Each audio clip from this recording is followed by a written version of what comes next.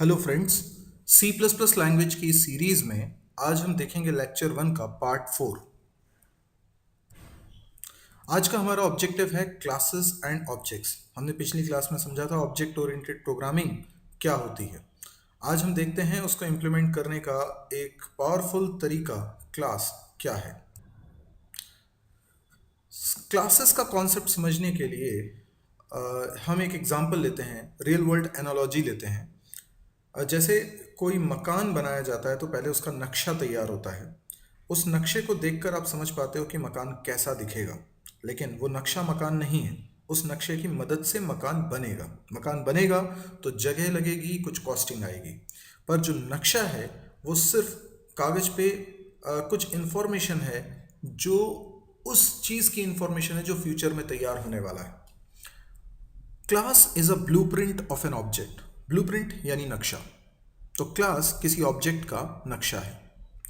आप किसी इंफॉर्मेशन को रखने के लिए वेरिएबल बनाते हैं।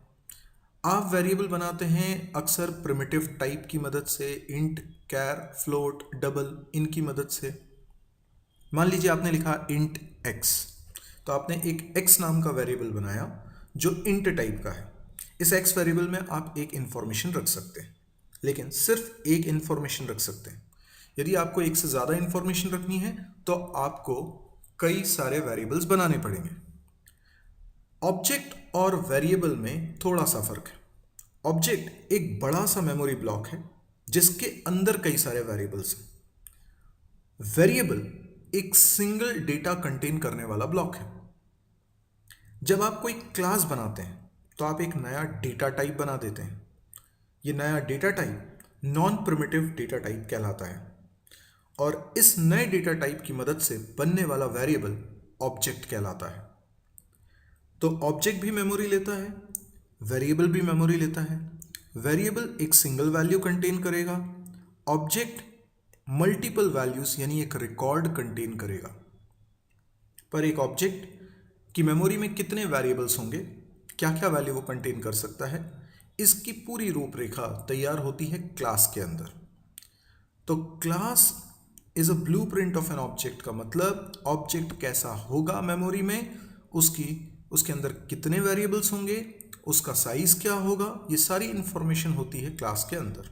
तो हम कह सकते हैं class is a description of objects property set and set of operations. यानी इसके अंदर वो फंक्शंस भी होते हैं, क्लास के अंदर वो फंक्शंस भी होते हैं जो ऑब्जेक्ट के वेरिएबल्स को यूज करेंगे। एक ऑब्जेक्ट के अंदर वेरिएबल्स भी हैं और फंक्शंस भी हैं, पर कौन से वेरिएबल्स और कौन से फंक्शन ये क्लास बनाते वक्त डिसाइड होता है। तो जब हम कोई क्लास बनाते हैं तो बनाते बिल्कुल वैसे ही हैं जैसे सी लैंग्वेज में हम स्ट्रक्चर बनाते हैं। तो क्लास बनाना यानी एक नया डेटा टाइप बनाना, जिसको हम बोलते हैं यूजर डिफाइंड डेटा टाइप या नॉन प्रिमिटिव डेटा टाइप या कस्टमाइज्ड डेटा टाइप। क्लास बनाकर हम इनकैप्सुलेशन के कॉन्सेप्ट को अचीव करते हैं। हमने पिछले लेक्चर में समझा था, पिछले क्लास में देखा था कि इनकैप्सुलेशन क्या होता है। इनकैप्सुलेशन का मतलब होता है एक चीज़ से रिलेटेड सारी प्रॉपर्टीज़ और सारे फंक्शंस का एक सिंगल ग्रुप बनाना। आप जब सी प्लस प्लस में क्लास बनाएंगे तो आप यही काम करेंगे। तो क्लास बनाने का मतलब कुछ वेरिएबल्स और फंक्शंस का एक ग्रुप बनाना। लेकिन कई लोग इसको गलत समझते हैं। अगर मैं एक स्टूडेंट से रिलेटेड कुछ वेरिएबल्स और फंक्शंस का एक ग्रुप बना दूं और उसी स्टूडेंट से रिलेटेड कुछ दूसरे और वेरिएबल्स का एक अलग ग्रुप बनाऊं, तो मैंने दो क्लास बना ली, पर ये दोनों क्लास मिलकर एक ही स्टूडेंट की इंफॉर्मेशन रख रहे हैं। तो ये इनकैप्सुलेशन नहीं है। इनकैप्सुलेशन कहता है एक चीज़ से रिलेटेड, जैसे कि स्टूडेंट से रिलेटेड सारी की सारी प्रॉपर्टीज़ और सारे के सारे फंक्शंस एक सिंगल ग्रुप में होने चाहिए, और ऐसा आप क्लास बनाकर करते हो। और जब आप ऐसा करते हो इसको हम इनकैप्सुलेशन कहते हैं।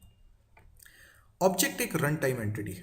क्लास को मेमोरी नहीं मिलती, मेमोरी मिलती है ऑब्जेक्ट को। क्लास तो सिर्फ ऑब्जेक्ट का डिस्क्रिप्शन है।